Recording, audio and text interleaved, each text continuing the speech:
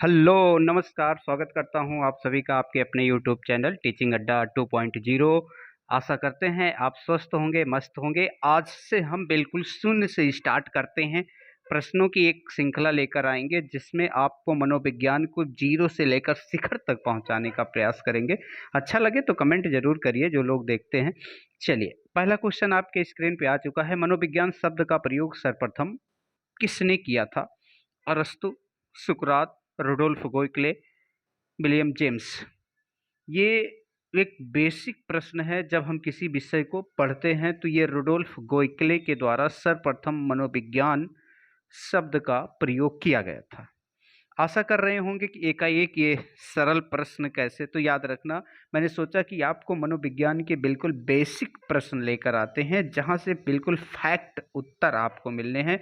और एक समझ लीजिए कि बिल्कुल एग्जाम पे कॉपी होने वाले प्रश्न, ऐसे प्रश्नों को हम थोड़ा कम आंकते हैं लेकिन ये हमारे लिए इम्पोर्टेंट है। तो रुडोल्फ गोइकले के द्वारा सर्वप्रथम ये मनोविज्ञान शब्द का प्रयोग किया गया था। अगला क्वेश्चन, मनोविज्ञान शब्द का प्रयोग रुडोल्फ गोइकले ने कब किया था? पहला 1500 ईस्वी में, दूसरा 1590 ईस्वी में, 1580 ईस्वी में, 1600 ईस्वी में। मनोविज्ञान शब्द का प्रयोग रुडोल्फ गोइकले के द्वारा किया गया था। अभी हमने पहले क्वेश्चन में देखा था। कब किया गया था? तो 1590 ईस्वी में किया गया था। अब प्रश्न एक और बनता है कि भाई रुडोल्फ गोइकले ने ये शब्द का प्रयोग कहाँ पे किया था? तो साइकोलॉजिया नामक इनकी एक क्या थी, पुस्तक थी। साइकोलॉजिया नामक पुस्तक में रुडोल्फ गोइकले ने 1590 ईस्वी में मनोविज्ञान शब्द का प्रयोग सर्वप्रथम किया। अर्थात इससे पहले मनोविज्ञान के शब्द का अस्तित्व नहीं था। अर्थात कि एक आधार प्रदान किया कि हाँ, मनोविज्ञान नामक कोई विषय होता है जिस पे जो है आगे और कार्य किया गया। अगला है, मनोविज्ञान का अध्ययन दर्शन शास्त्र में एक शाखा के रूप में सर्वप्रथम किसने किया था? William James, Watson, Sigmund Freud, अरस्तु। अब प्रश्न बनता है कि भाई मनोविज्ञान, यहां से एक और प्रश्न आपका निकल सकता है कि मनोविज्ञान किसकी शाखा है? तो दर्शन शास्त्र की शाखा है। अब दर्शन शास्त्र की शाखा है तो स्वाभाविक है दर्शन शास्त्र का कोई ना कोई, फिलॉसफी का कोई ना कोई क्या होगा, जनक होगा। तो फिलॉसफी का जनक अगर पूछ लिया जाएगा तो आप बताइएगा अरस्तु महोदय को फिलॉसफी का जनक। और यही सी फिलॉसफी के विषय में अगर किसी विषय को सम्मिलित किया गया था तो मनोविज्ञान का अध्ययन, अब हम दर्शन शास्त्र में चलो मनोविज्ञान का अध्ययन भी कर लेते हैं। ये बात किसने कही? अरस्तु ने कहा था। अर्थात अरस्तु पहले व्यक्ति थे जिन्होंने दर्शन शास्त्र में एक शाखा के रूप में मनोविज्ञान को क्या किया था? सम्मिलित किया था। चलिए अगले क्वेश्चन की तरफ चलते हैं। साइकोलॉजिया शब्द की उत्पत्ति किस भाषा से हुई है? साइकोलॉजिया शब्द की उत्पत्ति किस भाषा से हुई? अंग्रेजी भाषा से, जर्मन भाषा से, यूनानी भाषा से, या इनमें से कोई नहीं। अब याद रखना, मनोविज्ञान को आंग्ल भाषा में क्या कहते हैं? साइकोलॉजी कहते हैं। आंग्ल भाषा में क्या कहते हैं? साइकोलॉजी कहते हैं।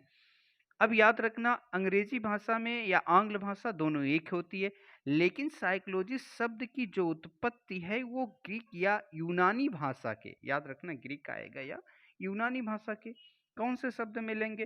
तो याद रखिएगा दो शब्द, एक आपके साइकी प्लस लोगस मिलेगा।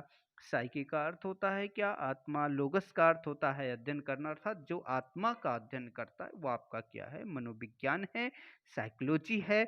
साइकोलॉजी है, मनोविज्ञान है, जिसमें हम इस चीज के बारे में क्या करते हैं? अध्ययन करते हैं।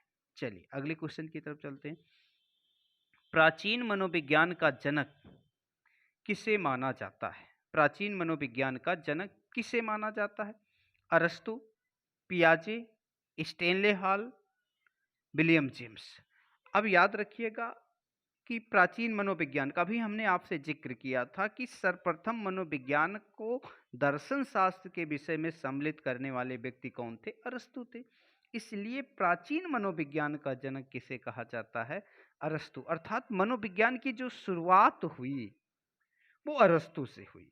अर्थात कहने का मतलब अरस्तु पहले ऐसे दार्शनिक थे, मनोवैज्ञानिक तो नहीं कहेंगे इनको क्योंकि ये दार्शनिक की श्रेणी में आते हैं। दार्शनिक थे, इस कारण इनको हम प्राचीन मनोविज्ञान का क्या कहते हैं, जनक कहते हैं। और अरस्तु एक ऐसे व्यक्ति थे जिन्होंने जो है मनोविज्ञान के शब्द की विशेषता भी बतलाने की बात की, उसके अर्थ भी या कह लीजिए कि शाब्दिक अर्थ भी बतलाने का प्रयास किया था। अगला है आधुनिक मनोविज्ञान का जनक किसे माना जाता है? थॉर्नडाइक, विलियम जेम्स, जीन पियाजे, गिलफोर्ड। अब याद रखना, अभी आपने पढ़ा कि आप प्राचीन मनोविज्ञान का जनक कौन? अरस्तु। याद रखिएगा, मस्तिष्क में ऐसे ही सेट कर दीजिएगा, कभी भी गलत नहीं होने वाले प्रश्न है। और एक ना एक प्रश्न आपको मिलेगा इस सेशन से, 1 से 2 प्रश्न आपके एग्जाम में आने वाले हैं। आधुनिक मनोविज्ञान का जनक विलियम जेम्स। अब आपकी कुछ लोगों के जहन में आ रहा होगा कि भाई विलियम बुंट भी हो सकते हैं। जी हाँ, बिल्कुल हो सकते हैं। अगर विलियम बुंट मिलते हैं तो विलियम बुंट होंगे। अब कहेंगे कि दोनों मिलते हैं तो दोनों माने जाते हैं, लेकिन यदि आपसे क्वेश्चन यही चेंज कर दे कि अमेरिकी आधुनिक मनोविज्ञान का जनक कौन था, तो विलियम जेम्स बता देंगे। और यदि पूछ ले आधुनिक मनोविज्ञान का जनक कौन है, तो याद रखना आधुनिक मनोविज्ञान के जनक में दोनों का नाम सम्मिलित होता है। अगला क्वेश्चन, आत्म संप्रत्यय की अवधारणा किसने दिया था? विलियम बुंट ने, विलियम जेम्स, विलियम बुंट, अरस्तु या स्किनर। 4 विकल्प आपके सामने हैं, किसने दिया था? चलिए याद रखिएगा, आत्म संप्रत्यय की अवधारणा विलियम जेम्स के द्वारा दी गई थी। अब विलियम जेम्स की अगर हम बात करें तो ये एक अमेरिकी मनोवैज्ञानिक थे। इन्होंने प्रिंसिपल ऑफ साइकोलॉजी नामक पुस्तक 1890 में लिखा था, अर्थात मनोविज्ञान के सिद्धांत नामक पुस्तक लिखा था। इन्होंने कहा था कि मनोविज्ञान किसका विज्ञान है? चेतना का विज्ञान है। किसका विज्ञान है? चेतना का विज्ञान। और इन्होंने चेतना के कार्यों के बारे में, कि चेतना किस तरीके से कार्य करती है, उसके बारे में इन्होंने क्या किया था? अध्ययन किया था। अगला, शिक्षा मनोविज्ञान का जनक किसे माना जाता है? शिक्षा मनोविज्ञान का जनक किसे माना जाता है? विकल्प है आपके सामने, Thorndike, Skinner, Pavlov, Kohler. Thorndike, Skinner, Pavlov और कोहलर 4 मनोवैज्ञानिक। इसमें से तो याद रखना, अगर हम बात करें कि कोहलर की, तो कोहलर आपके गेस्टाल्टवादी थे, लेकिन शिक्षा मनोविज्ञान का जनक किसे माना जाता है? थॉर्नडाइक को। अगर आपसे पूछा जाएगा एजुकेशनल साइकोलॉजी नामक पुस्तक किसने लिखी थी, तो बिल्कुल एजुकेशन साइकोलॉजी नामक पुस्तक किसने लिखी थी? थॉर्नडाइक ने लिखी थी। शिक्षा मनोविज्ञान की अवधारणा कब आई थी, तो 1880 ईस्वी में आई थी। और अगर पूछा जाएगा उत्पत्ति कब आई थी, तो 1900 ईस्वी में। वास्तविक विकास कब हुआ था, तो 1920 ईस्वी में वास्तविक विकास हुआ था। प्राचीन अनुबंधन का जनक किसे माना जाता है? प्राचीन अनुबंधन का जनक किसे माना जाता है? प्राचीन अनुबंधन का जनक अरस्तु, पावलोव, स्किनर, गुथरी। अनुबंधन का मतलब क्या होता है? बंधन से होता है। और अनुबंधन होने के लिए आवश्यक क्या होता है? उद्दीपक आवश्यक होता है, अनुक्रिया आवश्यक होती है। अब उद्दीपक 2 प्रकार के होते हैं, एक स्वाभाविक उद्दीपक और एक अस्वाभाविक उद्दीपक। और अनुक्रिया कितने प्रकार की होती? 1 प्रकार की। और वो कैसी अनुक्रिया? स्वाभाविक अनुक्रिया। जब किसी परिस्थिति में, याद रखना, जब किसी परिस्थिति में अस्वाभाविक उद्दीपक प्रस्तुत करने पर स्वाभाविक क्रिया होना प्रारंभ हो जाए, तो उसे अनुबंधन कहा जाता है। ये प्रयोग आपके पावलोव महोदय के द्वारा किया गया था। अगला, संबंधवाद के सिद्धांत के जनक माने जाते हैं। संबंधवाद सिद्धांत के जनक माने जाते हैं। किनको संबंधवाद के सिद्धांत का जनक कहा जाता है? बताइएगा। स्किनर हैं, थॉर्नडाइक हैं, पावलोव हैं, स्पीयरमैन हैं। किसको कहेंगे हम संबंधवाद का? बड़ा अच्छा क्वेश्चन एग्जाम में पूछा गया क्वेश्चन कि संबंधवाद का संबंध किससे है, तो थॉर्नडाइक से। थॉर्नडाइक ने प्रतिनियम भूल का सिद्धांत, प्रयासयोम त्रुटि का सिद्धांत दिया था, संबंध का सिद्धांत दिया था। अर्थात कहने का मतलब होता है कि जब कोई उद्दीपक किसी भी प्राणी के सामने होता है, तो प्राणी उस उद्दीपक को प्राप्त करने के लिए प्रयास करता है और प्रयास करने पर कई प्रयास उसके द्वारा किया जाता है, लेकिन कभी एक प्रयास से जब वो सफल हो जाता है तो प्राणी बार बार उसी प्रयास से अपने उद्दीपक को या लक्ष्य को प्राप्त करने का प्रयास करता है। अगला, प्रयोगात्मक मनोविज्ञान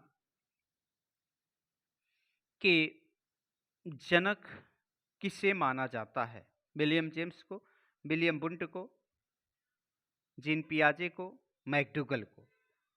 प्रयोगात्मक मनोविज्ञान का जनक किसे माना जाता है? विलियम जेम्स को, विलियम बुंट को, जीन पियाजे को, मैकडूगल को।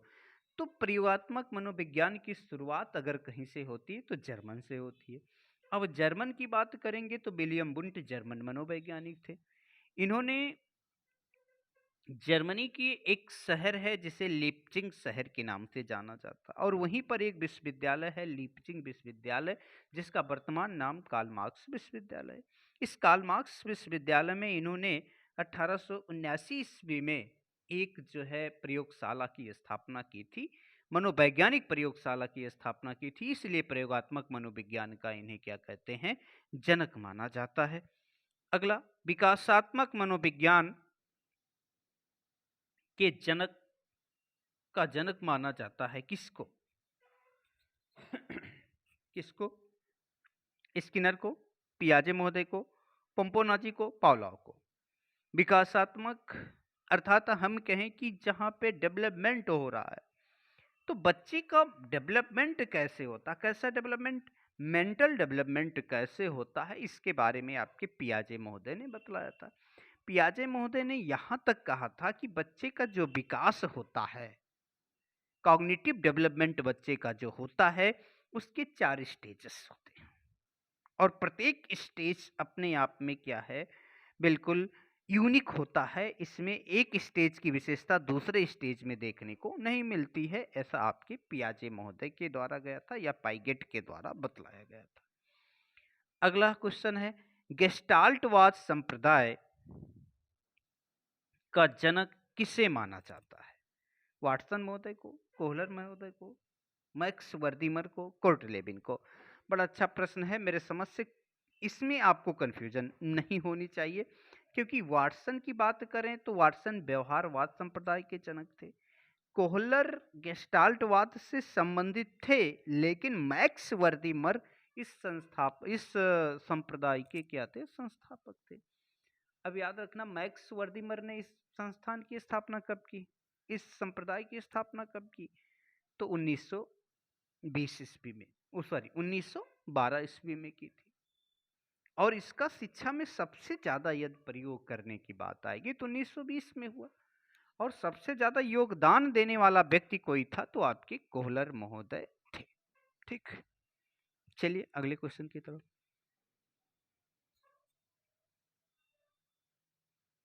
व्यवहारवाद संप्रदाय की स्थापना किसने की थी?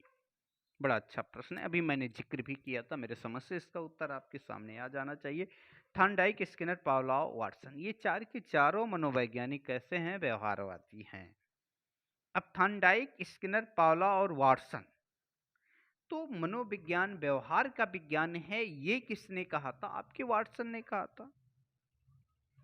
और यहां तक की बात की जाती है कि यदि हम बताएं व्यवहारवाद संप्रदाय की, तो व्यवहारवाद संप्रदाय की स्थापना जो हुई थी वो आपके 1913 ईस्वी में वाटसन महोदय के द्वारा किया गया था। लेकिन जो वास्तविक डेवलपमेंट हुआ था, इसमें अनेक मनोवैज्ञानिकों ने अपना योगदान दिया था, विभिन्न विद्यालयों में इसका डेवलपमेंट हुआ। इसलिए व्यवहारवाद के संप्रदाय पूछेगा तो आप बिल्कुल वाटसन को याद रखिएगा।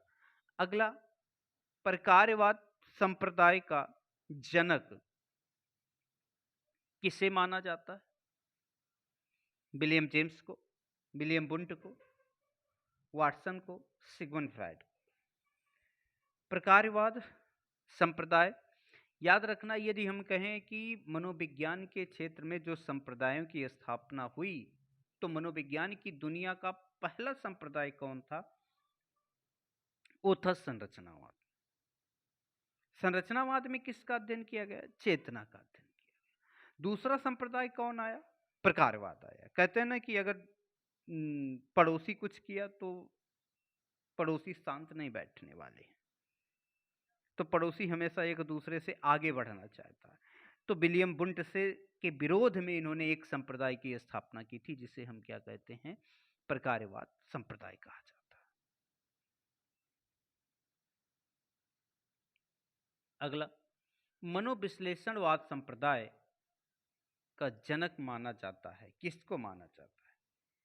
जेरोम ब्रूनर को, अल्बर्ट बंडूरा को, सिगमंड फ्रायड को, सीएल हल को, किसे माना जाता है? अब याद रखना, जेरोम ब्रूनर की बात करेंगे तो जेरोम ब्रूनर आपके कैसे थे? संज्ञानवादी थे। अल्बर्ट बंडूरा की बात करें तो ये भी आपके संज्ञान और समाज के मध्य जुड़ने के बाद इन्होंने सामाजिक अधिगम सिद्धांत का प्रतिपादन किया। लेकिन मनोविश्लेषणवाद संप्रदाय की स्थापना सिगमंड फ्रायड ने की थी 1900 ईस्वी में। मनोविश्लेषण में सबसे ज्यादा बल किस पर दिया गया है? तो मन की संरचना पर बल दिया गया। मनोविश्लेषण में बालक के व्यवहार का केंद्र बिंदु क्या होता है? तो लैंगिक ऊर्जा होती, ऐसा आपके फ्रायड महोदय का मानना था। ठीक, अगले क्वेश्चन की तरफ चलते हैं। अधिगम मनोविज्ञान का जनक किसे माना जाता है? एबिंगहास, सीएच जेड, बागले, चॉम्स्की। अब याद रखना, अधिगम मनोविज्ञान का जनक, ये भी क्वेश्चन पूछा जा सकता है। दिखने में तो सरल लग रहा, लेकिन वास्तव में प्रश्न में जो है दम है। एबिंगहास को माना जाता है। सीएच जेड की बात करें तो जेड महोदय या जुड महोदय की बात करें तो आपकी स्थानांतरण से संबंधित है, और उसके बाद आप बात करेंगे किससे? व्यक्तित्व से। बागले का संबंध भी स्थानांतरण से है। चॉम्स्की का संबंध आपके लैंग्वेज डेवलपमेंट से है। तो एक ही व्यक्ति बचता है जिसको हम अधिगम मनोविज्ञान का जनक कहा जाता है। अगला है, आधुनिक मनोविज्ञान के प्रथम मनोवैज्ञानिक किसे माना जाता है? अर्थात ये कौन सा व्यक्ति था जिसको आधुनिक मनोविज्ञान का प्रथम मनोवैज्ञानिक कहा गया? पार्क हॉस्ट को, फ्रोवेल को, डेकार्डे को, जॉन डीवी को। अब अगर आपने पढ़ा होगा तो जॉन डीवी एक दार्शनिक थे, शिक्षाविद थे, और डेकार्डे भी दार्शनिक की श्रेणी में थे। लेकिन इनको आधुनिक मनोविज्ञान, प्रथम आधुनिक मनोविज्ञान डेकार्डे को माना जाता है। अब आप सोच रहे होंगे कि भाई डेकार्डे की बात करें तो डेकार्डे आपके कहीं ना कहीं जो है अरस्तु के समकालीन हुआ करते थे, लेकिन इन्होंने मनोविज्ञान पे कार्य किया। इन्होंने मनोविज्ञान के इमोशनल के क्षेत्र पर कार्य किया, इमोशनल डेवलपमेंट पर कार्य इनके द्वारा किया गया था। अगला है, मनोसामाजिक विकास के सिद्धांत, मनोसामाजिक विकास के सिद्धांत के जनक माने जाते हैं। किसको माना जाता है? एडलर को, फ्रायड को, एरिक एरिक्सन को, जुंग को, युंग को। अब याद रखिएगा, जैसे ही हम इन चारों की बात करेंगे तो चारों में कुछ ना कुछ कॉमन चीजें हैं। लेकिन एरिक एरिक्सन जो है मनोसामाजिक विकास के सिद्धांत का प्रतिपादन किया था, जनक माने जाते हैं। इसे जीवन विस्तार का सिद्धांत भी कहा जाता है, क्योंकि इसमें इन्होंने व्यक्ति का जो डेवलपमेंट हो रहा है, बालक में जो सोशलाइजेशन हो रहा है, साइको सोशलाइजेशन हो रहा है, उसका क्रम क्या है, उस क्रम को जन्म से लेके मृत्यु तक इन्होंने दर्शाया था। ये एक नव फ्रायडवादी थे। अगला क्वेश्चन देखिएगा, समाज मिति विधि के प्रतिपादक हैं। JL Moreno, Galton, Terman, Spearman. समाज मिति विधि है क्या? कभी भी आपने जो है मॉनिटर चुना होगा, कभी भी आपने प्रधान चुना होगा, कभी भी आपने विधायक चुना होगा, कभी भी आपने सांसद चुना होगा। तो इन सभी का जब चुनाव हम करते हैं, जीतता कौन है? जिसको मत अधिक मिलता है। मत उसको अधिक मिलता है जिसको चाहने वाले अधिक होते हैं। इस तरह से व्यक्ति के व्यक्तित्व का क्या किया जाता है, निर्धारण किया जाता है कि वास्तव में अमुक व्यक्ति का व्यक्तित्व कैसा है, क्योंकि इसको चाहने वाले लोगों की संख्या अधिक है। इसे हम समाजमिति विधि के नाम से जानते हैं, जिसे आपके जे.एस. मोरेना के द्वारा दिया गया था। तो ये हमारे 20 क्वेश्चन थे। आशा करते हैं आपको पसंद आए होंगे। यदि पसंद आए होंगे तो कमेंट बॉक्स में कमेंट करिएगा। नए हैं तो चैनल को सब्सक्राइब कर लीजिएगा, बेल आइकन दबा दीजिएगा ताकि नोटिफिकेशन आपको सबसे पहले मिले। फिर मिलते हैं आपको एक नई क्लास के साथ, नई ऊर्जा के साथ।